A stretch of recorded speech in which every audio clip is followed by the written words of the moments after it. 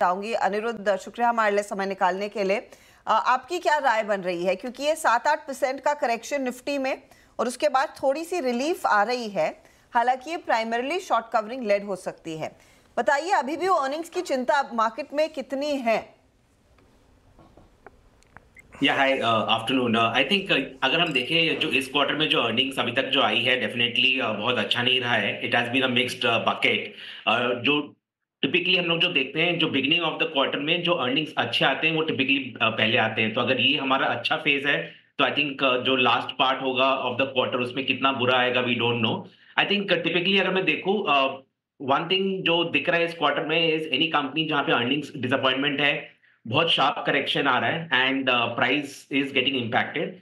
तो मैं बोलूंगा थोड़ा इन्वेस्टर्स को ये देखना चाहिए इस क्वार्टर में कि once the earning season is over only then जहां पे अर्निंग्स ग्रोथ आएगा वहीं पे बेट करना चाहिए। आज के दिन में मैं बोलूंगा कि इंडेक्स वाइज बहुत स्मॉल करेक्शन हुआ है 7 to 8%, लेकिन अगर मैं ब्रॉडली एनएससी 500 का पूरा बास्केट देखता हूं तो out of 500 companies 450 companies have underperformed the index from the 52 week high. तो वो एक बहुत बड़ा कंसर्न है कि प्राइस इरोजन बहुत हुआ है। उसमें जो अच्छी बात यह है कि वैल्यूएशन कंफर्ट आ रहा है to some extent in many companies, क्योंकि काफी सारे कंपनीज 25 से 50% हैव डिक्लाइन। तो वैल्यूएशन कंफर्ट धीमे धीमे बिल्टअप हो रहा है, बट आई वुड से कि थोड़ा अपने को वेट करना चाहिए for the earning season to get over, because typically second half of the earnings में जो ज्यादा कंपनी जिनका अच्छा नहीं आता है वो सेकंड हाफ में आते हैं।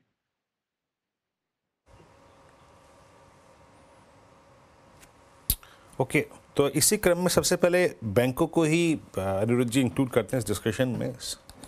अब या तो हम आईसीआईसीआई बैंक के नंबर्स को देखें और या फिर बीते शुक्रवार के इंडसइंड बैंक के डिज़ास्टर को। अब तक आपका कंक्लूजन इस प्राइस पे क्या चीज़ करने का बन रहा है? प्राइस डैमेज यहाँ भी काफ़ी सिवियर हुए हैं, स्पेशली इंडसइंड बैंक में, लेकिन आईसीआईसीआई बैंक अभी भी काफ़ी स्ट्रॉन्ग है, एचडीएफसी बैंक अभी भी ऑल टाइम हाई ट्रैजेक्टरी में, पीएसयूज में बैंक ऑफ बड़ौदा के अपने नंबर्स को देखे, यहाँ पे क्या सेंस मिल रहा है आपको अब? बैंक्स में मैं बोलूंगा आज के दिन में अपने को वहीं पे बेट करना चाहिए जहां पे the lending deposit ratio is comfortable, क्योंकि टिपिकली अगर हम देखें जहां भी अनसिक्योर्ड लेंडिंग ज्यादा हुआ है वहां पे एनपीए का कंसर्न एक बड़ा बिल्टअप हो रहा है। मतलब ब्रॉडली अगर मैं होल इकोनॉमी में देखूं, जो फाइनेंशियल सर्विसेज कंपनीज हैं, वो चाहे बैंक्स हो या फिर एमएफआई हो या फिर मिड कैप प्राइवेट बैंक्स हो, आई थिंक जहां पे अनसिक्योर्ड बुक ज्यादा है वहां पे दिख रहा है stress. And I would say कि आज के दिन में अगर इन्वेस्टर्स को बेट करना है they should bet on the larger private banks, because वहां पे दिख रहा है दैट डेफिनेटली वैल्यूएशन कंफर्ट है। अलॉन्ग विद दैट मैं बोलूंगा पीएसयू बैंक्स में बहुत अच्छा ग्रोथ दिख रहा है with regard to the lending. अगर हम देखें जो नंबर्स आए from both PNB bank of Baroda, काफी कंफर्ट दिख रहा है दैट डेफिनेटली वहां पे वैल्यूएशन कंफर्ट बहुत अच्छा है and along with that growth is very strong. मतलब अगर मैं इनका प्राइस टू बुक देखूं they are all below 1 and price to book में काफी कंफर्टेबल है and along with that growth is there and उनका जो लेंडिंग डिपॉजिट रेशियो है that is also much better. तो मैं बोलूंगा आज के दिन में जो बड़े प्राइवेट बैंक्स हैं एंड पीएसयू बैंक्स, वहां पे मेरा पैसा रहेगा, but not into any of the mid cap banks. About housing finance companies Anirudh, क्योंकि अभी अभी एलआईसी हाउसिंग के नंबर्स आ रहे हैं, मुनाफा 1200 से बढ़कर करीब 1327 करोड़ के आसपास आ गया है। इनकी ब्याज से आय में भी एक पिकअप देखने को मिल रहा है। और इससे पहले कैनफिन होम्स हो, बजाज हाउसिंग फाइनेंस हो, उन सब के नंबर्स में ग्रोथ देखने को मिली थी। क्या ये एक पॉकेट है जो शायद ज्यादा स्टैंड आउट कर सकता है गोइंग फॉरवर्ड?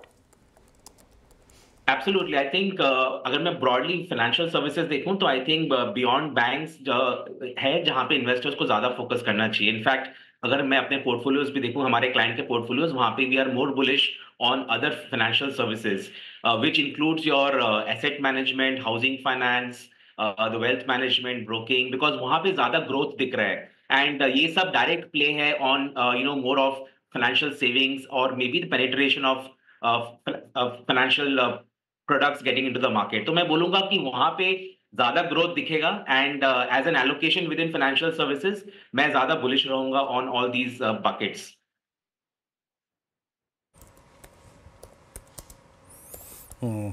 चलिए, बहुत बहुत शुक्रिया अनिरुद्ध जी, आप इस कार्यक्रम में शामिल हुए। आज समय का थोड़ा अभाव है, बहुत बहुत शुक्रिया इस कार्यक्रम में शामिल होने के लिए। अगली बार जब आपसे जुड़ेंगे तो विस्तार से चर्चा हुई। अब इंडेक्स को लेके आते हैं एक बार।